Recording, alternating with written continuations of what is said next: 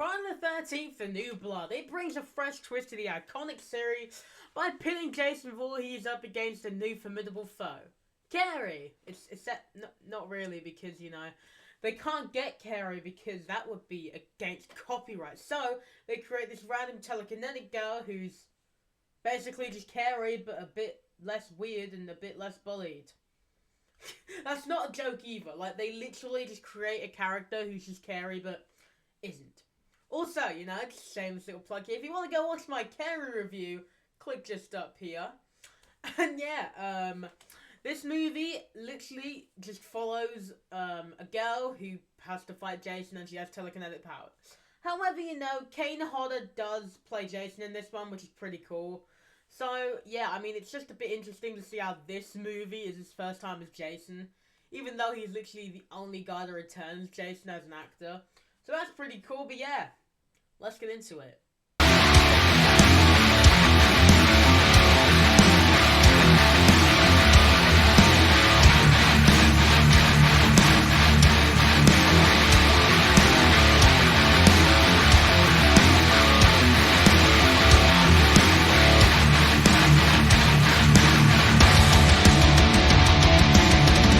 So Friday the 13th, The New Blood. No joke, literally opens with Tina killing her dad. But, okay, I know, she sounds like a horrible kid, but he was abusive, so it's good.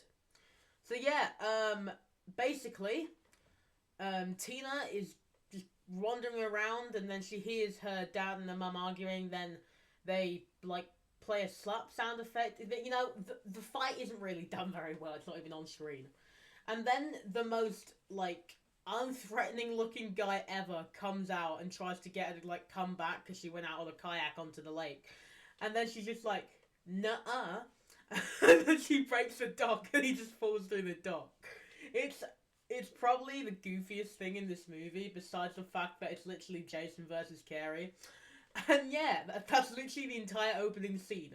Jason is just nowhere to be seen in the beginning of this movie. It's not like an opening kill with Jason. It's a girl killing her dad. So that's nice. But yeah, we then cut to, 10 years, I'm gonna say? I can't really remember. But yeah, I must say before I get to that, the opening credits for this movie are painful. It's all the same thing, over and over and over and over and over and just over and over and over. It's just really annoying. And yeah, it then literally just has, Tina's come back. And yeah, that looks like how I expect her to look about 10 years later. I don't know what I was going with that. But yeah, so Tina has been brought here by her psychiatrist and her mum because her psychiatrist thinks that her coming back to Crystal Lake will stop her from, killing people or something. I'm joking. It's just because he thinks that, it will awaken something inside her and help her, overcome her fears and trauma. Which it doesn't. I mean, it's very obvious from the start of this movie that he's literally just using her because she has super psychic powers. Yeah. It's so painful. And yeah, it then just has Tina go onto the dock, and then she cries about her dad who used to abuse her mum. Bit weird. And yeah, she's then just like, yeah, I wish I never killed you, I want to bring you back, and then, she summons something inside of her. The telekinesis is too powerful, and it brings Jason back instead. Because apparently her house is where a summer camp used to be, because I swear in the last movie, it literally ended with Jason going to the lake at the end of a summer camp. Not, at the end of a house. Oh, well, who cares? Continuity in this franchise is basically dead at this point. So, yeah, they basically just ignore Tommy Jarvis in this one. Which is why I prefer Never Hike Alone, Never Hike in the Snow. You really need to go watch those if you haven't seen them. They are definitive Friday the 13th sequels. But yeah, it then just has a bunch of horny teens, We're back to the Friday the 13th formula. Horny teens, Jason coming and killing them. Wait, why did I separate those two? Wait, no. Horny teens and Jason coming and killing them. Those two things shouldn't be separated when I said that. But yeah, anyway, Jason then he's back and he looks absolutely awesome. He's like all deformed and disheveled and disgusting, and it's really, really cool.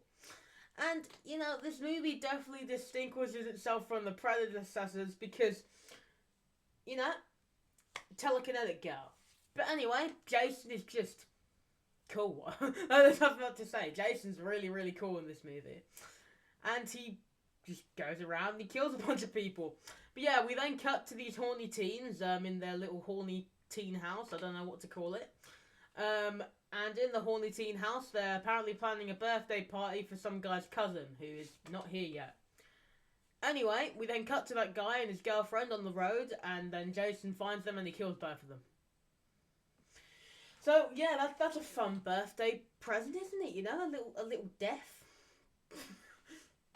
Bit sad, not gonna lie, but yeah, happy birthday to that guy, I guess. Yeah, it then just has Jason wandering through the woods, and then he finds the horny teen house, and it basically just goes up from there because he kills a bunch of the horny teens, and some of them are actually pretty cool. He shoves like a funnel, I think it was, through a person's eye. He squeezes a person's head down, and yeah, it's just really weird. But yeah, Tina's mum then finds out that the doctor who is supposedly helping Tina is, oh my god, surprise twist of the movie, he's just trying to use her for her powers. Never seen that before. And yeah, it just, dumbest twist ever. Like, you can see it instantly from the start that he just is up to no good and he just wants to use her for her powers, but like, no, he's a cool guy, you know? I don't even remember his name. That's how cool he is. But yeah, anyway, they then just sort of like play a little cat and mouse game, Tina and Jason, and then Jason just goes ahead and kills her mum and the doctor, which, you know, the doctor is fair. But her mum was a nice person. Come on, like, there's always occasionally one alright written character in a Friday the 13th movie that I just don't want to die, and then they kill them rather than the stupid horny teens. Come on, guys. But yeah, the movie just gets worse from here. Like, I'm not even joking. A lot of people like the ending of this movie, but I just think it's really stupid. So, Tina and Jason have a little cat and mouse game once again. She then uses her super psychic powers and grabs a branch and just sort of whacks Jason with it, and then she runs away. She then gets back to the horny teen house, and some of the horny teens are still alive, except Jason's here now, and he bursts through the door, hits a person in the head with an axe, and then he's just like, here's Jason. I had to do that, okay? It's necessary. If someone breaks through a door and then has an axe or is using an axe to break through the door, it's necessary to make a Shining reference. It's the law, okay? But yeah, Tina then has this super cool psychic battle with Jason where she does several very weird things. The most notable of which is setting him on fire, but it also does include, and is not limited to, hanging him, whacking him with a few things, and just doing a bunch of other weird stuff. That's not a joke. She literally hangs him from the ceiling, and he still doesn't die, because, you know, it's Jason. But yeah, that's pretty much the plot of this movie.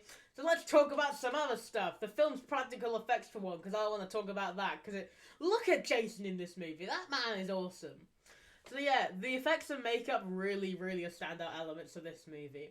It's got great elements just of practical effects and designs, especially Jason, just saying. Jason's design is amazing. I think this is one of my favourite Jason designs. But yeah, also, the introduction of telekinetic powers kind of adds for some more, like, interesting things for the deaths in the movie. I would have preferred her to kill some people. Like, imagine if her and Jason just team up, they just see each other and they're like, hey, you're undead. And then he's just like, telekinetic? We should hang out. But yeah, sadly they don't do that. Maybe a sequel at some point, you know, I'd be up for that. The final showdown, though, as I did say, is one of the, like, funnier and goofier parts of the movie. I know a lot of people really do like it, it's just really not my thing. This movie's really not without its flaws, and a lot of people may find the pacing uneven, which I definitely did. And the build up to the final fight feels really, really slow. Like, she's literally just running around for half of it, and then in the actual final fight, it is so goofy that I just can't take it, like, seriously. The only bit which I really do like is Kane Hodder's Jason, because he's just mean. That's what I want from Jason, to be mean. But yeah, ultimately though, this movie definitely revitalized the franchise for a bit.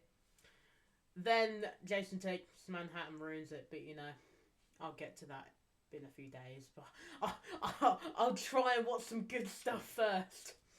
Maybe. But yeah, that's pretty much it for this video. What do you guys think of Jason, the New Blood, or whatever the hell it's called? Friday the 13th Part 7, The New Blood. I had to look at the Roman numerals there.